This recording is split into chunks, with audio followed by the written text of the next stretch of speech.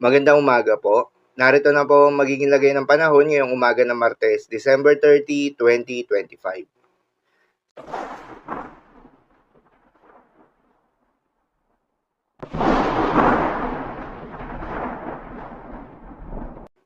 Sa kasalukuyan na tayo sa pag-asa, Northeast Monsoon o hanging amihan ang patuloy na nakakaapekto sa may Northern at Central Luzon. Dahil dito ay asahan yung bahagya hanggang sa maulap na kalangitan na may kalat-kalat na mahihina hanggang sa katamtaman ng mga pag-ulan. At sa nalalabing bahagi pa ng ating bansa ay asahan naman yung generally fair weather condition na may mataas na tsansa ng mga pag-ulan o thunderstorms pagsapit ng hapon o gabi na dulot ng easterlies o yung mainit na hangin na nanggagaling sa may karagatang Pasipiko.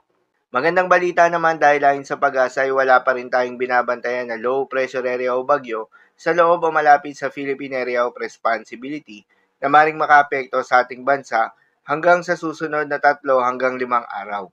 Kaya naman posibleng storm-free pa rin tayo hanggang sa matapos ang taong ito. Para naman sa magiging lagay ng panahon ngayong araw ng Martes, dahil nga sa epekto nitong easterlies, asahan sa buong bahagi ng Visayas, Mindanao, Palawan, gayon din sa may Sorsogon at Masbate. Ang bahagya maulap hanggang sa maulap na kalangitan na may kalat-kalat na mga pagulan o thunderstorms. Posible ang mga pagbaha o pagguho ng lupa due to moderate to at times heavy rains.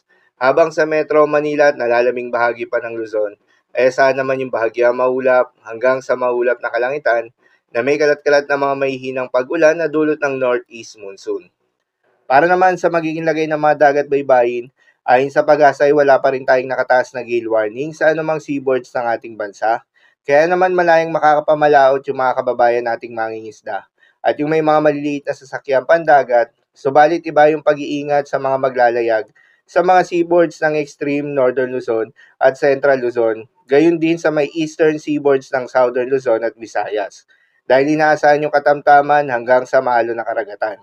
Habang sa lalabing seaboards ng ating bansa, ay asahan naman yung banayad hanggang sa katamtaman ng mga pag-alon. So yun lamang po para sa lagay ng panahon ngayong araw ng Martes. Keep safe everyone.